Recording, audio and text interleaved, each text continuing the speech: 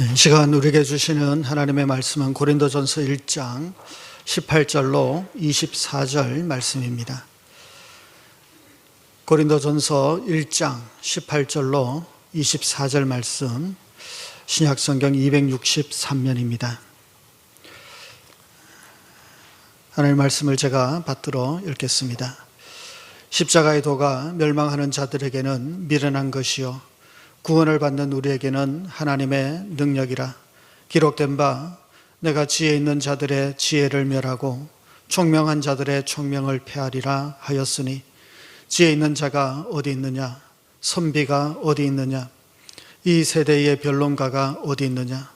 하나님께서 이 세상의 지혜를 미련하게 하신 것이 아니냐? 하나님의 지혜에 있어서는 이 세상이 자기 지혜로 하나님을 알지 못하므로 하나님께서 전도에 미련한 것으로 믿는 자들을 구원하시기를 기뻐하셨도다. 유대인은 표적을 구하고 헬라인은 지혜를 찾으나 우리는 십자가에 못 박힌 그리스도를 전하니, 유대인에게는 거리끼는 것이요 이방인에게는 미련한 것이로되 오직 부르심을 받은 자들에게는 유대인이나 헬라인이나 그리스도는 하나님의 능력이요 하나님의 지혜니라. 아멘.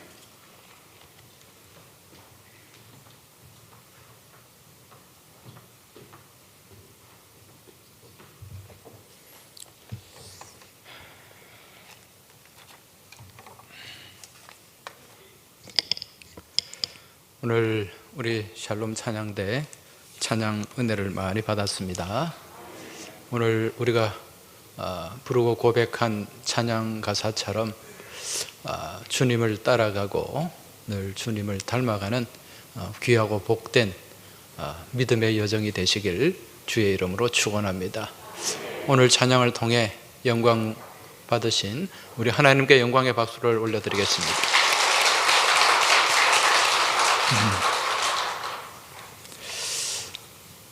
요즘 지방자치단체별로 지역축제라는 것을 많이 개최하곤 합니다. 지난 겨울에 강원도 화천에 그 산천어 축제를 하는데 거기에 100만 명이 왔다 그러더라고요. 우리 부산에도 대표적인 축제가 있죠. 11월 달인가 하는 강환대교의 불꽃축제, 전국적인 관심이 있고 또 거기 자리를 잡는 것도 굉장히 어려운 걸로 알고 있습니다. 이러한 지역 축제 가운데 세계적으로 유명한 지역 축제가 있어요. 세계 3대 축제다 그렇게 부르기도 하는데, 이 세계 3대 축제를 꼽으라고 한다면 독일의 옥토버 페스트, 이거 다르게는 맥주 축제라고 합니다. 전 세계적으로 사람들이 거기에 몰려듭니다. 그리고 일본의 축제가 또 하나 있어요.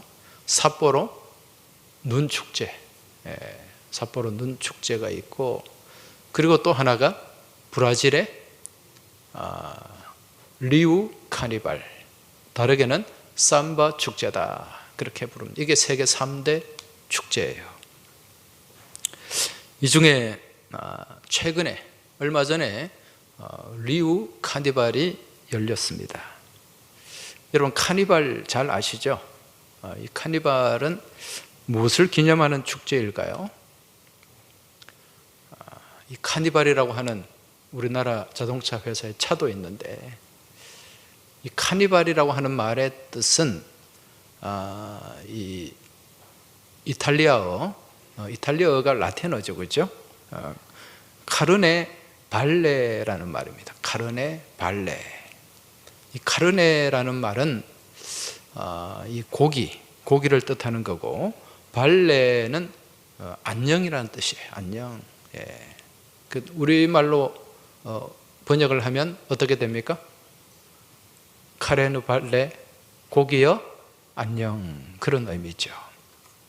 그래서 이 말을 다르게는 사육제다 그렇게 얘기합니다. 사육제, 뭔가를 사육하는 게 아니라 이 사자는 거절한다는 뜻이에요. 사양한다 그런 의미입니다.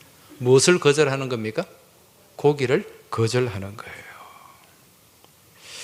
그러니까 고기여 안녕, 이 말을 한자로 옮기면 사육제다 그렇게 얘기하는 거죠. 이 브라질은 잘 아시다시피 오랫동안 포르투갈의 식민 지배를 받았던 나라입니다. 여러분, 이 포르투갈은 가톨릭 국가죠, 그렇죠? 그래서 이 가톨릭의 신앙과 문화가 브라질에 이식이 되었습니다. 그래서 이 가톨릭 전통이 굉장히 강해요. 그래서 이 브라질 사람들은 이 사순절 이전에 여러분, 사순절이 이제 오늘이 사순절 첫째 주일이지 않습니까? 우리의 일상의 삶 가운데 이제 그동안 또 우리가 누려왔던 것들 많이 내려놓고 또 금욕하고 절제하는 기간으로 이 사순절 기간을 우리가 살아가고 있습니다. 그런데 이 가톨릭의 전통은 이제 사순절 기간 이전에 이제 마음껏 먹고 즐기는 그런 이제 축제를 해요.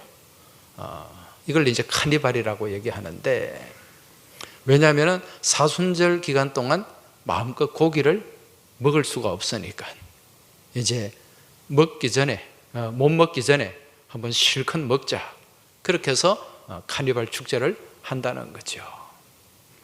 근데 여러분, 리우 카니발 이 삼바 축제 보면 어떻습니까? 정말 요란스럽잖아요. 눈을 어디에 둬야 될지 모르는 그런 어떤 요란하고 화려한 축제가 이 리우 카니발입니다. 한마디로 흥청망청하는 거죠. 그런데 우리 개혁교회의 전통은 그렇지가 않습니다. 어느 한순간에 평소에 막 그렇게 흥청망청하다가 어느 한순간에 딱 기간 정해놓은 기간에 그때만 또 경건하고 또 절제하는 그런 삶이 아니라, 개혁교회의 전통은 평소의 삶이 늘 절제하고 나를 쳐서 복종하는 삶이 되어야 된다는 거죠. 그리고 사순절 기간이 다가오면 더 나를 쳐서 복종하는 거예요. 그리고 더 주님께 가까이 다가서서 주님을 닮아가는 그 신앙의 계절이 바로 사순절 절기라고 하는 것입니다. 바라기는 이번 사순절 기간 동안 더욱더 주님 가까이 나아가시길 원합니다. 주님을 닮아갈 수 있길 주의 이름으로 축원합니다. 그래서 우리가 이 사순절 기간 동안 더 주님 가까이 나아가기 위해서 우리가 또 하는 게 있어요. 지난해도 우리 사순절 기간 동안 성경 필사를 했지 않습니까? 지난해에는 마가복음 16장까지를 필사했는데, 금년에는 구약으로 넘어가서 잠언 말씀을 우리가 필사를 하게 될 것입니다. 이 성경을 우리가 읽을 때 눈으로 보고 성경을 읽지 않습니까? 눈으로 쭉 성경을 읽어요. 그런데 아마 경험을 하셨겠지만은 눈으로 보는 것보다 입으로 고백을 하면서 읽으면 말씀이 훨씬 가까이 다가옵니다. 그런데 눈으로 보고 입으로 고백하는 것보다 더 말씀이 깊이 다가오는 방법은 쓰는 거예요. 손으로 말씀을 보고 읽고 쓸 때, 평소 내가 눈으로 봤을 때는 안 보였던 말씀이 쓰다 보면은요, 이런 말씀이 있네. 여러분, 성령의 조명이 있습니다. 그래서 이번에 여러분 잠언 말씀은 여기에 담은 말씀을 다르게는 어떤 말씀이라고 합니까? 지혜의 말씀, 지혜의 말씀. 그래서 잠언서 말씀은 지혜로 구분이 됩니다. 그래서 이 잠언 말씀은 총 31장까지 있는데, 사실 우리가 매일매일 한 달 31일 동안 30일 31일 동안 늘 읽고 묵상해야 되는 말씀이 이 잠언이에요. 왜 그런가 하니 이 잠언은 잠자가 찌를 잠자예요. 잠 오는 잠자가 아닙니다. 찌를 잠자, 바늘 잠자예요. 그래서 이 말씀을 읽을 때 우리의 양심을 찌르게 돼요.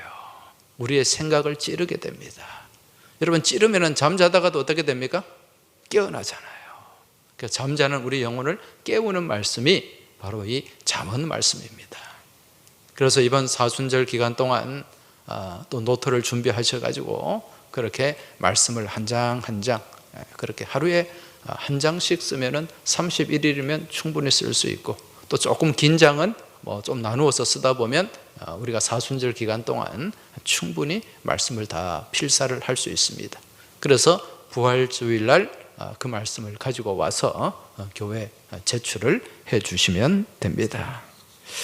그래서 우리가 이 사순절 기간에 이 말씀을 읽고 또 묵상하고 그 말씀을 필사하다 보면은요, 순간순간 우리 삶에 들어와서 우리를 지배하려고 하는 그러한 악한 생각들, 또 헛된 생각들, 이런 것들이 다 떠나가게 됩니다.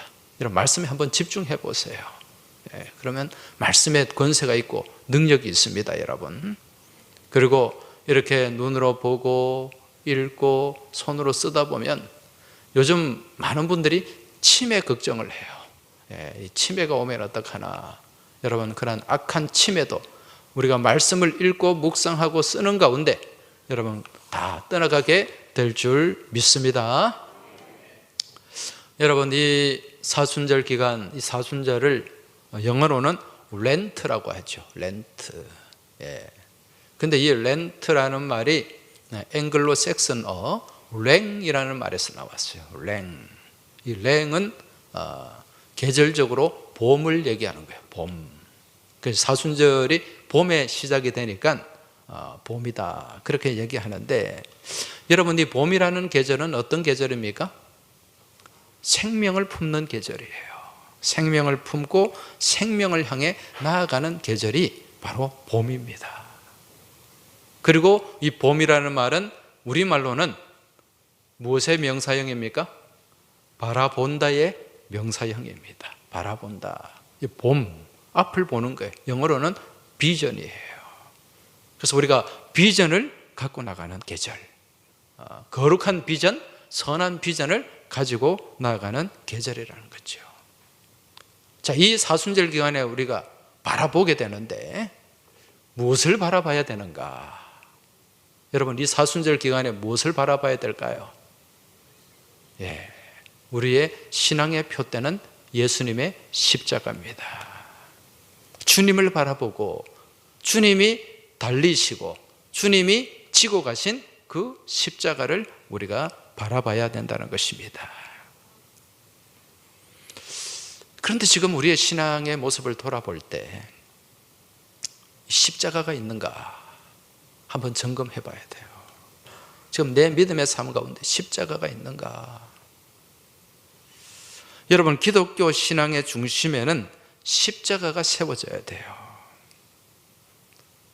이 십자가가 있어야 우리가 제대로 된 믿음의 삶을 살아갈 수 있다는 것입니다. 여러분, 자주 말씀드리지만 이 십자가는 무엇입니까? 십자가는 무엇하는 자리예요? 만나는 자리입니다. 누가 만나는 자리입니까? 하나님과 우리가 만나는 자리예요. 이게 수직적인 십자가 기둥이에요. 하나님과 우리 사이 멀어진 관계를 회복시켜주는, 그래서 하나님과 만나게 하는 곳이 십자가예요. 여러분, 우리 죄와 허물과 욕심 가운데 이웃과도 형제와도 멀어집니다. 여러분, 그러한 멀어진 관계, 수평적인 이웃과의 관계도 회복시켜주는 자리가 무엇이다? 십자가다. 그래서 우리 믿음의 중심에 십자가가 세워져야 돼요. 골로새서 1장 20절 말씀에 보면 이런 말씀이 나옵니다. 그의 십자가 피로 화평을 이루사 만물 곧 땅에 있는 것들이나 하늘에 있는 것들이 그로 말미암아 자기와 화목되게 되기를 기뻐하심이라. 할렐루야. 십자가의 피로, 그 십자가로 무엇을 하셨다고요? 화평을 이루시고 화목하게 하셨다는 거예요. 우리와 하나님과의 관계가 멀어졌어요. 불편합니다. 이런 하나님과의 관계를 화목한 거예요. 십자가가. 이웃과의 관계도 우리가 욕심과 우리의 이기심으로 우리의 또 잘못된 죄성으로 인해서 멀어집니다. 그런데 십자가를 통해서 하나로 화목되고 하나 되게 하셨다는 거예요. 여러분, 여기서 말씀하는 이 화목이라는 단어, 헬라어로 아포카탈라소라는 말입니다. 아포카탈라소. 이 말은 조화로운 이전 상태로 되돌린다, 그런 의미가 여기에 담겨 있습니다. 우리 주님께서 친히 십자가에 몸 찢고 피 흘리심으로 말미암아 하나님과의 관계를 이전에 조화로운 상태로 되돌려 놓으시고, 또 형제와 이웃과의 관계를 또 이전에 조화로운 상태로 되돌려 놓으셨다는 것입니다. 여러분, 오늘 말씀의 제목이 무엇이죠? 다시 십자가로. 이제 우리가 다시 십자가로 돌아가야 돼요. 우리 믿음의 중심에 다시 십자가가 세워져야 됩니다. 십자가를 중심에 세우고 우리가 다시 제대로 된 믿음의 삶을 살아야 됩니다. 그래야 우리 안에 영적인 능력이 나타나게 된다는 것입니다. 여러분, 기독교 신앙의 출발이 무엇입니까? 그것은 바로 십자가를 지는 것에서 시작이 되는 거예요. 십자가를 지고 주님을 따라가는 것, 이것이 기독교 신앙의 출발점입니다. 예수님께서 누가복음 9장 23절에서 이렇게 말씀하지 않습니까? 또 무리에게 이르시되 아무든지 나를 따라오려거든 자기를 부인하고 날마다 제 십자가를 지고 나를 따를 것이니라. 할렐루야. 주님을 따라가려면, 우리가 주님을 따르려면 십자가가 있어야 돼요. 십자가를 지고 가야 된다는 거죠. 여러분, 주님의 제자가 되기를 원하십니까? 주님을 닮아가기를 원하십니까? 그러기 위해서는 십자가가 있어야 돼요. 누가복음 14장 27절에 보면 누구든지 자기 십자가를 지고 나를 따르지 않는 자도 능히 내 제자가 되지 못하리라. 우리가 주님의 제자 되기 위해서는 십자가가 있어야 돼요. 그 십자가는 누구의 십자가다? 자기 십자가, 내 십자가가 있어야 된다는 것입니다. 남의 십자가만 바라보지 마세요. 내가 지금 지고 가는, 주님을 따라가기 위해서 애쓰고 노력하고 고통받고 눈물 흘리는 그 십자가가 지금 내게 있느냐는 것입니다. 여러분, 주님의 십자가 없이는 절대로 주님을 따를 수가 없습니다. 주님의 제자가 될 수도 없어요. 여러분, 이건 말씀을 통해 분명히 깨닫고 명심하시길 바랍니다. 다시 질문합니다. 여러분의 삶을 한번 돌아보시기 바랍니다. 지금 내 안에 십자가가 있는가? 내 십자가가 있는가? 여러분, 십자가, 이 십자가를 지고 간다는 말에는 무슨 의미가 담겨 있습니까? 십자가는 무엇을 상징합니까? 십자가는 죽음입니다. 십자가는 죽음이에요. 내가 그리스도와 함께 십자가에 못 박혔나니 그런즉 이제는 내가 산 것이 아니요 오직 내 안에 그리스도께서 사는 것이라. 할렐루야. 십자가에 달려서 누가 죽어야 돼요? 예수님이 죽으시는 것이 아니라 내가 죽어야 된다는 거예요. 십자가는 죽음입니다. 자기 죽음이에요. 십자가는 내려놓음입니다. 십자가는 자기 비움이에요. 십자가는 자기 포기입니다. 이게 있어야 십자가를 지는 삶을 산다고 할 수 있는 거예요. 그냥 입술로 십자가 지는 것 아닙니다, 여러분. 우리의 믿음의 삶은 무엇으로 나타나야 된다? 삶으로 나타나야 돼요. 여러분, 이 말씀처럼 우리가 예수님을 믿고 예수를 따라가기 위해서는 내가 십자가에 못 박아야 될 것들이 참 많이 있습니다. 내 헛된 욕망을 못 박아야 돼요.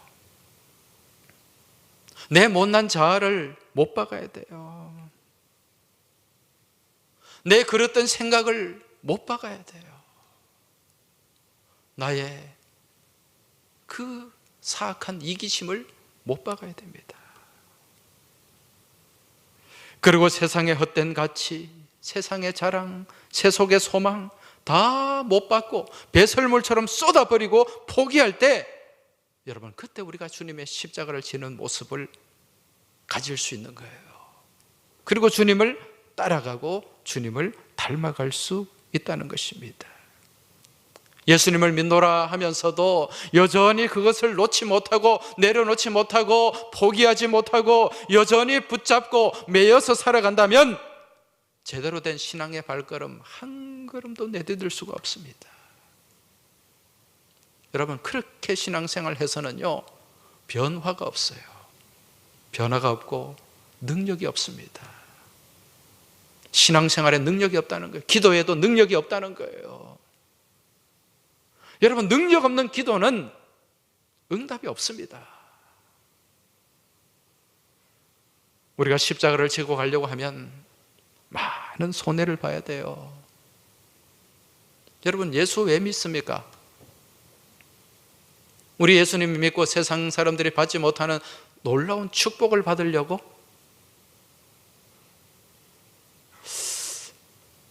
여러분, 그게 목적이라면 저 산 위에 올라가서 무슨 상을 돌로 만든 상 앞에서 1000배, 2000배 하고 어디 뭐 바닷가 나무에 막 촛불 켜놓고 막 그렇게 비는 사람들의 신앙과 별 차이 없습니다. 여러분, 우리가 예수 믿고 하나님 따라가면 복이 있습니까? 없습니까? 복이 있어요. 근데 그 복이 목적이 되어서는 안 된다는 거예요. 여러분, 이 복은 하나님이 보너스로 주시는 거예요. 우리의 신앙의 목적은 주님을 닮아가는 것입니다. 여러분, 주님을 따라가는 것입니다. 그럼 십자가를 져야죠. 십자가를 지고 가다 보면 주님이 능력도 주시고 권세도 주시고 복도 주시는 줄 믿으시기 바랍니다. 목적이 분명해야 돼요. 목적이. 그 예수 좀 믿다가 교회 좀 다니다가 아이고 별 것 없네, 그리고 떠나는 사람들이 왜 떠납니까? 무엇이 목적이 되었기 때문에. 현실의 축복이, 물질의 복, 건강의 복, 이런 것이 목적이기 때문에 그건 눈에 안 보이니까 떠날 수밖에 없는 거예요. 여러분, 십자가를 지고 묵묵히 주님을 따라가다 보면 그 가운데 주님의 능력이 있고 권세가 있는 줄 믿으시기 바랍니다. 오늘 십자가의 도에 대한 말씀이잖아요. 18절 말씀을 보면 십자가의 도가 멸망하는 자들에게는 미련한 것이요 구원을 받는 우리에게는 하나님의 능력이라. 할렐루야. 여러분, 세상 사람들이 볼 때는요, 이 십자가를 지고 믿음의 삶을 사는 것이 참 어리석습니다. 예. 아니, 주일날 이렇게 야외로 나가서 등산도 하고 좋은 공기도 쐬고 그렇게 사람과 어울려서 한잔하고 얼마나 참 유쾌하고 즐겁고 그렇게 세상 사는 게 참 기쁜지 모른데 무슨 뭐 그렇게 죄가 많아가지고 주일날 되면은 가가지고 막 아이고 잘못했습니다 그렇게 또 회개하고 눈물 흘리고 또 그리고 여기서 막 교회에서 또 봉사한다고 하루 종일 주일날 매여가지고 그렇게 살아가는 모습 볼 때 여러분, 어리석어 보여요. 미련해 보여요. 그런데 어떻습니까? 그처럼 세상 사람들이 보는 그 어리석음과 미련한 가운데 거기에 무엇이 있다고 말씀하죠? 지혜가 있다. 예, 지혜가 있다. 능력이 있다. 이것을 우리에게 말씀해 주고 있습니다. 여러분, 우리 예수님, 우리가 믿고 따르는 예수님 별명이 뭔지 아십니까? 예수님의 별명 바보예요. 바보. 예수님, 세상에서 바라볼 때 예수님은 바보예요. 바보 예수님. 그 하늘 높은 보좌를 다 버리고 베들레헴, 그 냄새나는 마국간, 그 이후에 내려오실 이유가 없잖아요. 바보가 아니면. 사람들이 때리면 맞고 침 뱉으면 그대로 당하고 온갖 모욕을 줘도 눈 한 번 흘기지 않는, 여러분 그 바보 아닙니까? 그렇게 당하는 모습, 그 모습을 세상 사람이 볼 때는 바보 예수라 그러는 거예요. 세상의 기준으로 볼 때 예수님의 모습이 얼마나 어리석고 얼마나 바보스러운지 몰라요. 따라서 이러한 예수님을 믿고 예수님 따라가고 예수님 닮아가는 사람들 세상에서 바보스럽게 여기지 않을까요? 어리석다고 생각하지 않을까요? 그런데 여러분, 그러한 바보스러움 가운데, 어리석음 가운데 무엇이 있답니까? 무엇이 있다고요? 지혜가 있습니다. 능력이 있습니다. 예수를 안 믿으면, 예수 안 믿는다고 하면 평생 먹고 편하게 살 수 있는 재산을 주겠다. 일제가 주기철 목사님한테 그래 회유를 했어요. 나중에 안 되니까 예수 안 믿어도 좋아. 그냥 여기서 좀 떠나기만 해도 그렇게 해줄게. 타협하지 않았어요. 그렇게 많은 돈을 주겠다는데 손톱 발톱 다 빠지고 발바닥 껍질까지 다 벗겨져서 그 무수한 못으로 박아놓은 그 못판 일을 걸어가는 그 순교자 주기철 목사님, 여러분 세상에서 볼 때 어리석지 않습니까? 눈 한번 딱 감고 그냥 그 받아서 챙겨서 가면 되는데, 그 편하게 살게 해주겠다는데 그거 안 하는 거예요. 어리석죠. 두 아들, 정말 똑똑하고 잘생기고 멋진 두 아들 그냥 무참하게 그냥 죽여버린 그 원수를 먹이고 입히고 학교 보내서 공부시키, 그리고 살려준 손양은 목사님. 여러분, 사람들 세상의 눈으로 볼 때 얼마나 어리석습니까? 얼마나 바보 같습니까? 이게 예수님을 알지 못하는 사람들이 바라보는 십자가의 도입니다. 도무지 이해가 되지 않는 거예요. 그런데 여러분, 이 십자가의 도가 뭡니까? 주님을 알게 하는 거예요. 주님을 깨닫게 하는 거예요. 주님을 닮아가게 하는 거예요. 그래서 진정으로 예수 믿는 사람들은 세상에서 볼 때 바보스러울 수밖에 없는 거예요. 어리석어 보일 수밖에 없다는 거죠. 계산할 줄도 모르는 것 같고, 내가 챙기는 욕심도 없는 것 같고, 세상의 재리에 그렇게 밟지도 못한 것 같고, 약삭 빠르지도 못한 것 같고, 공부는 잘하는데 공부해서 남 주는 것 같고. 여러분, 이게 십자가의 도 안에 살아가는 모습입니다.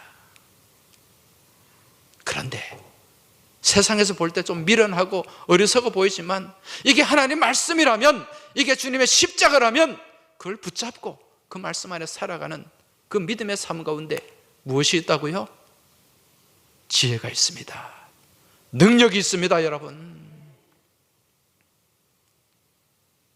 세상 가운데서 좀 억울한 일 당해도 참으시기 바랍니다.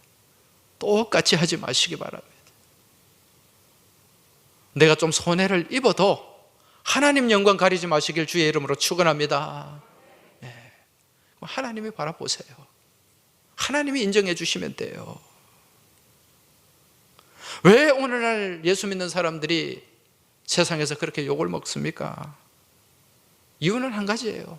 너무 똑똑하게 살려고 하기 때문에, 너무 잘난 모습으로 살려고 하기 때문에, 너무 손해를 안 보려고 하기 때문에, 너무 재리에 밝게 살아가기 때문에, 한마디로 십자가 없는 삶을 살기 때문에 욕을 먹는 거예요. 자기들은 그래 살면서 예수 믿는 사람은 그렇게 살면 안 된다는 거예요. 왜? 예수 믿으려면 좀 특별해야 되니까. 그런데 우리 안에 그런 특별한 모습이 안 보인다는 거죠. 없다는 거예요. 지나 내나 똑같네. 그러면서 욕을 하는 거예요. 사랑하는 교회 여러분, 이제 다시 십자가로 돌아갈 수 있길 바랍니다. 다시 십자가를 질 수 있길 바랍니다. 그리고 십자가를 지고 주님을 닮아가고 주님을 따라가는 자기 희생, 자기 헌신, 내려놓음의 믿음의 모습이 있길 주의 이름으로 축원합니다. 제가 이렇게 말씀드리면 아이고 그렇게 어떻게 사노? 내 맨날 손해보고 희생하고 그렇게 포기하고 그 어떻게 세상 어떻게 그렇게 사냐? 여러분, 만약에 우리가 이렇게 사는 것이 우리 하나님이 안 계신다면 정말 이건 억울한 일이에요. 그죠? 예, 손해보는 일이고 답답한 일입니다. 그렇지만 우리가 주님의 십자가를 붙잡고 말씀대로 살면서 손해보고 포기하고 내려놓고, 여러분 우리는 누구 앞에서 신앙생활을 하고 있습니까? 하나님 앞에서. 누가 보고 계십니까? 하나님. 우리의 믿음의 삶은 코람데오 신앙이 되어야 된다니까요. 하나님 앞에서. 여러분, 우리 하나님 어떤 분입니까? 고린도전서 1장 27절에서 29절 말씀을 한번 보시기 바랍니다. 그러나 하나님께서 세상에 미련한 것들을 택하사 지혜 있는 자들을 부끄럽게 하려 하시고, 세상에 약한 것들을 택하사 강한 것들을 부끄럽게 하려 하시며, 하나님께서 세상에 천한 것들과 멸시받는 것들과 없는 것들을 택하사 있는 것들을 폐하려 하시나니, 이는 아무 육체도 하나님 앞에서 자랑하지 못하게 하려 하심이라. 할렐루야. 예, 여기서 약하고 미련하고, 세상 사람들이 바라볼 때 약하고 미련한 우리 하나님의 자녀들, 우리들을 택하사 있는 것들을 폐하려고 하신다. 강한 것들을 부끄럽게 하려고 하신다. 그렇게 말씀하고 있습니까? 네, 여러분, 우리 하나님께서 우리의 약한 모습 가운데 개입하시면 우리의 삶이, 우리의 믿음의 모습이 하나님의 능력으로 충만하게 채워지는 줄 믿으시기 바랍니다. 세상에서 강해 보이는 사람들, 세상에서 떵떵거리는 사람들, 그들보다 더 능력 있는 파워풀한 그런 삶을 하나님 안에서 살아갈 수 있다는 것입니다. 이 사순절 기간에 여러분 다시 십자가로 돌아가시길 주의 이름으로 부탁드립니다. 여러분, 이 십자가, 우리 십자가의 모양을 한번 보시기 바랍니다. 십자가가 이게 크로스 되어 있죠. 네. 이게 마이너스입니까? 더하기입니까? 더하기죠. 세상 사람들이 바라볼 때 내가 내 것을 내려놓고 포기하고 또 나를 쳐서 복종하고 그렇게 살아가는 모습, 내가 손해보고, 여러분 이거 마이너스입니까? 플러스입니까? 대답 좀 하세요. 마이너스예요? 플러스예요? 내가 손해보면 마이너스예요? 플러스예요? 내가 포기하면 마이너스예요? 플러스예요? 마이너스지. 세상의 기준으로 볼 때는 그렇다는 거예요. 맞습니다. 손해보면, 내가 포기하면 내 삶에 마이너스예요. 근데 주님 안에서는, 십자가에서는 무엇이다? 플러스입니다. 여러분, 십자가를 내가 지고 가게 되면 십자가의 모양이 어떻게 됩니까? 저 십자가를 지고 가요.